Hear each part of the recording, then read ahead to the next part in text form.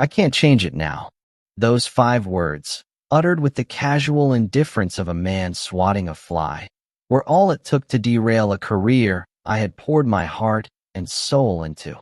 My sergeant didn't even have the courage to say them to my face, not at first. He just wrote them down, a cowardly act of bureaucratic assassination designed to keep me in my place. He thought it was the end of the story. He was wrong. It was the beginning of a lesson in patience, professionalism, and karma. A lesson he would spend the next 20 years learning, with me as his reluctant teacher. My name is Frank Miller. I'm 58 years old now, but this story begins when I was 28. A young, hungry, and idealistic police officer serving in a tough, working-class precinct in Philadelphia. I hadn't joined the force on a whim. My father was a firefighter, my uncle a detective. Service was in my blood. I saw the badge not as a symbol of power, but as a covenant of protection for the decent people of my city. From my first day at the academy, I was all in. I graduated at the top of my class, and I hit the streets with a fire in my belly. In those early years, I lived and breathed the job. While other rookies were content to ride out their shifts, I was looking for ways to make a difference. I learned the streets, not just the main drags, but the back alleys and hidden corners where trouble festered. I cultivated informants, not through intimidation, but by treating people with a basic dignity they rarely saw from anyone in authority. It paid off. I remember one case in particular, a string of brutal home invasions targeting the elderly. The trail had gone cold, and the community was terrified. I spent weeks off duty, poring over old case files, noticing a tiny, overlooked detail. The thief always used a specific, uncommon type of window latch to gain entry. It was a long shot, but I cross-referenced that hardware with local suppliers and found a small family-run shop that had sold a batch to a contractor with a record. That single thread unraveled the whole operation and put 3 violent men behind bars. It earned me a departmental commendation and my first A grade in investigatory ability.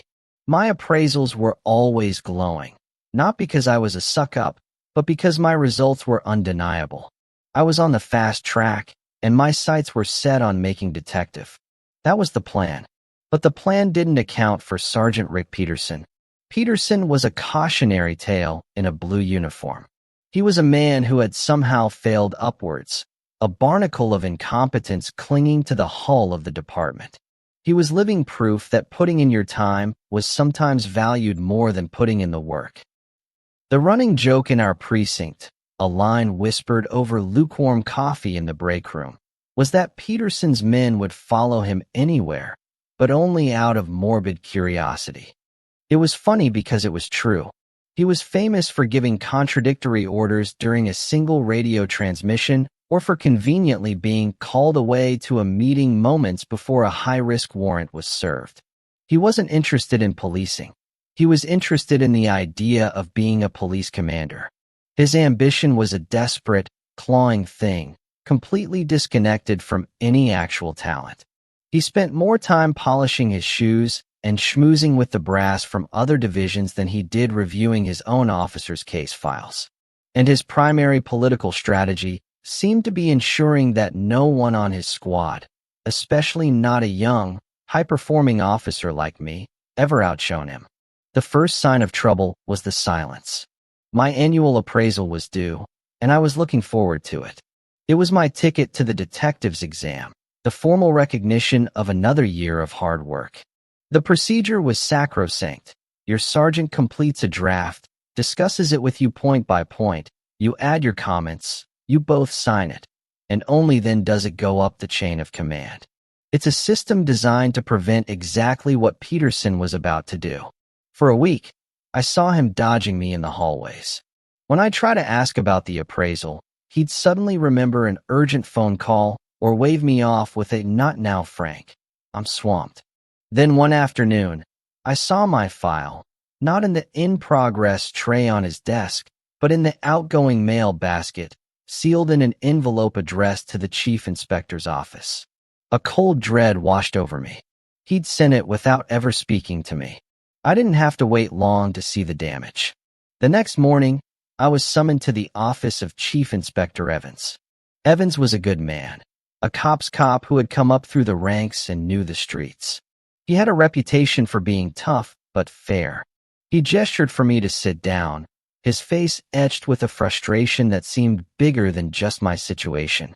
"Frank, I wanted you to see this before it went into your permanent file," he said, sliding the document across the polished surface of his desk. "It came from Sergeant Peterson yesterday." I picked it up, my hands surprisingly steady. My eyes scanned the page, and the cold dread I'd felt earlier solidified into a knot of ice in my stomach. It was a bloodbath of mediocrity, a sea of C grades. Investigatory ability, C. Community relations, C. Report writing, C. The comment section was even worse. It was filled with bland, meaningless corporate jargon. Meets expectations. Performs duties in a satisfactory manner. No issues to report at this time. It was the appraisal of a ghost, a placeholder, an officer who simply showed up and did the bare minimum. It wasn't a reflection of my work. It was a deliberate, calculated act of sabotage. And at the bottom of the form, in the section for promotion eligibility, the box for recommended was unchecked. Peterson hadn't just insulted me. He had kneecapped my career. "This is a lie, sir," I said, my voice barely a whisper. "I know it is, son." Captain Evans sighed, leaning back in his chair. "Your record is one of the best in this precinct. But Peterson is your direct supervisor, and procedure is procedure. This is his official assessment. My hands are tied unless you formally challenge it. You need to go speak with your sergeant." He leaned forward slightly. "And Frank, don't let him brush you off. Make him answer for every single word on that page." Armed with the captain's tacit approval, I walked out of that office with a singular, burning purpose. I found Peterson in the break room, a smug little smile on his face as he stirred his coffee. He was proud of himself. "Sergeant," I said, my voice cold and even. "My appraisal. We need to talk about it." "Now." He feigned surprise, the smile vanishing. "Oh, I did that. It's submitted," he said, waving a dismissive hand as if the matter were closed. "Yes," I said, stepping closer. "That's the problem." He finally turned to face me, a flicker of genuine annoyance in his eyes. He hated being challenged. "Problem?" We relocated to his cramped, messy office. The air was thick with the smell of stale coffee and apathy. I closed the door behind us and laid the appraisal on his desk. "The guidelines state that we are to discuss this face-to-face before you submit it. You didn't do that. Look, Frank, I'm a busy man." He huffed, leaning back in his chair, trying to project an authority he didn't possess. "It's a fair assessment. It's done. Let's not make a federal case out of it." "I'm afraid we have to," I said, my finger tapping on the first offending line item. "You've given me a C grade for investigatory ability. I want you to explain that to me. In detail." He looked genuinely flustered. Well, a C is quite good, you know. It means satisfactory. It's a passing grade." "A passing grade?" I couldn't keep the incredulity out of my voice. "Sergeant, I have received top grades in that category every single year since I graduated from the academy. I did a 2-year rotation in the Criminal Investigation Division as a probationary officer. My felony case closure rate for this appraisal period is 30% higher than anyone else in this division. I want you to tell me, specifically, what I have failed to do this year that warrants this sudden, dramatic decline in my investigatory ability." He stared at me, his mouth slightly agape. He was utterly lost. He hadn't done a shred of research. He had just filled in the boxes with whatever mediocre grade came to mind. I didn't know you had detected more cases than anyone else," he stammered. The sheer, breathtaking incompetence of that statement nearly knocked me off my feet.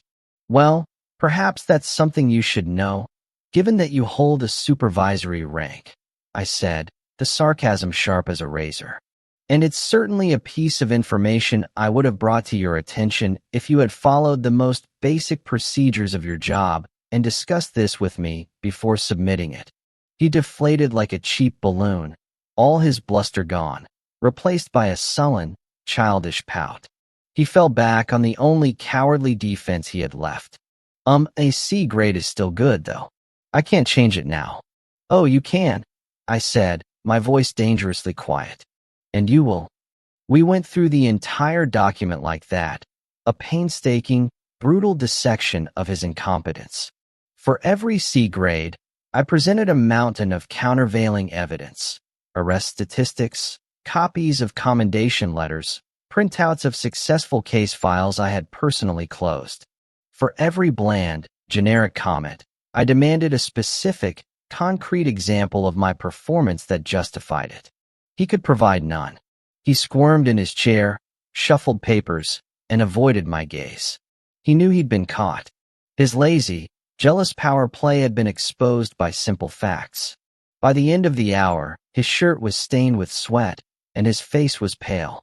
Cornered, exposed, and utterly defeated, he finally cracked. Okay, Frank. I get it, he snapped.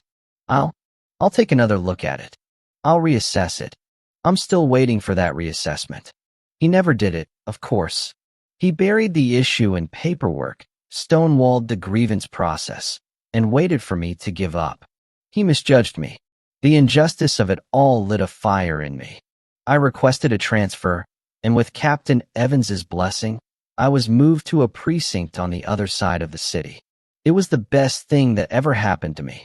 I was working for supervisors who not only recognized hard work, but demanded it. I thrived. I took on the toughest cases, the ones nobody else wanted, and I closed them. Within 2 years, I wasn't just eligible for the detective's exam. I aced it. I made detective, and I never looked back. Years passed. I was promoted to sergeant, and I made a solemn vow that I would be everything Peterson wasn't. My appraisals were meticulous, fair, and always collaborative. I saw them as a sacred duty, a tool to build careers, not destroy them. I climbed the ladder steadily, earning the respect of my officers and superiors alike. I made inspector. Peterson, I heard through the grapevine, had stalled out. His laziness and political maneuvering had finally caught up to him. He never got the promotion he so desperately craved and eventually took an early retirement, fading into obscurity. Or so I thought.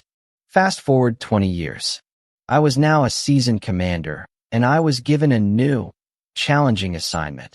Take over the Administrative Services Division for the entire district. It was a massive undertaking responsible for HR, payroll, evidence management, and all the civilian staff who kept the department running. It wasn't street work, but it was vital. On my first day, I was taking a tour of the main records office, a vast, fluorescent-lit room filled with filing cabinets and the quiet hum of computers. And then I saw him, sitting at a small metal desk, sorting inter-office mail with a look of profound boredom on his face, was a much older, grayer, and heavier Rick Peterson, my old sergeant. After retiring, he'd taken a cushy, low-stress civilian clerk job to supplement his pension. He was now, in the grand, ironic theater of life, one of my junior employees. I felt nothing. No anger, no desire for revenge. The man before me was just a sad, bitter relic of my past. I resolved to be nothing but professional. I greeted him politely each morning. I treated him with the same baseline respect I showed every other member of my staff. I had come to believe that revenge is a dish best not served at all. Holding on to that kind of poison can kill the cook just as surely as the diner. I had a job to do, and I would do it by the book. But a leopard doesn't change its spots. Peterson was still the same petty tyrant, only now his kingdom was a small office cubicle. It didn't take long for the complaints to begin. They came to me in hushed tones, behind closed doors. Brenda, a sweet woman just a few years from retirement, told me how Peterson would loudly criticize her filing system in front of everyone. Susan, a nervous younger clerk, tearfully explained how crucial paperwork she was responsible for kept disappearing from her desk, only to reappear on Peterson's after the deadline had passed, making her look incompetent. He was bullying them, creating a toxic, miserable environment. I learned from others that this had been going on for years, but previous commanders had looked the other way, dismissing it as Rick being Rick and not worth the hassle. I called Peterson into my spacious, orderly office, a world away from the cluttered hovel he used to occupy. I was calm, professional. "Rick," I began, "I've received several credible complaints regarding your conduct towards the other staff. This behavior is unacceptable, and it needs to stop. This is your one and only informal warning." I genuinely expected that to be the end of it. He was a former sergeant. He knew the disciplinary process inside and out. He knew I had him, but his arrogance was a disease with no cure. He didn't stop, he just changed tactics. He began a campaign of malicious compliance and passive aggression. He gave his colleagues the silent treatment. He became an obstructive black hole of inefficiency. Police officers would request critical files from records, and Peterson would take days to process them, citing some obscure, imaginary protocol. He was deliberately sabotaging my division, a ghost from the past trying to poison my present. The final straw came when a young detective needed the evidence log from a major narcotics case for a court appearance. Peterson let the request sit on his desk for 48 hours, causing the case to be delayed and earning the department a sharp rebuke from the judge. He had crossed a line. His pettiness was now affecting active police work. I went through the proper channels. I documented everything, building my case with the same meticulous care I would for a major felony. I had signed statements from 6 civilian staff members and 4 police officers. I raised formal discipline papers. I gave him a written warning, making it clear that the next step was termination. He appealed. The sheer audacity was stunning. He actually thought his old boy network and former rank would protect him. The appeal hearing was held in a sterile conference room before a panel from Human Resources. Peterson walked in with a smug look on his face. He thought it was his word against a few hysterical office ladies. He didn't know I had prepared for this like a capital case. I didn't just make accusations, I presented evidence. I had Brenda testify about the public humiliation. I had Susan testify about the sabotage. I presented the security log showing the delay in the narcotics case file. I laid out a timeline of his obstruction that was a mile long. The HR manager, a no-nonsense woman named Ms. Albright, looked at Peterson with growing disgust. My case was airtight. His was non-existent. Faced with the undeniable, documented truth of his behavior and the certainty of being fired, he resigned the next day. I thought that was the end. But there were 2 final, pathetic postscripts. 2 years after I retired, an old colleague who took over my position called me. He'd been cleaning out Peterson's old desk and found a shoebox full of microcassette tapes. Peterson had been secretly recording every single conversation he ever had with me, desperately hoping to catch me in a moment of weakness, to bait me into saying something unprofessional he could use to sue the department for harassment. But I had never given him the satisfaction. My unwavering professionalism, the very thing he'd mocked and lacked, had been my ultimate shield. The final chapter came last year. I published my first novel, a police procedural based on my years on the force. It was well received, garnering dozens of 5-star reviews, and a single, angry 1-star review, filled with petty complaints about procedure and tone. The author was anonymous, but I knew. Of course I knew. I smiled. I was already halfway through my second book. I created a new character, a lazy, incompetent, and morally bankrupt sergeant, universally despised by his men. I gave him all of Peterson's worst traits, weaving in the infamous stories that had made him a legend for all the wrong reasons. Then, in a chapter near the end, I had the character killed off in a particularly embarrassing and undignified manner. I still see Rick in town sometimes, at the grocery store, or the post office. He always sees me first. He turns his head away sharply, his face contorting with a bitterness that seems to have eaten him from the inside out. I always make a point to catch his eye.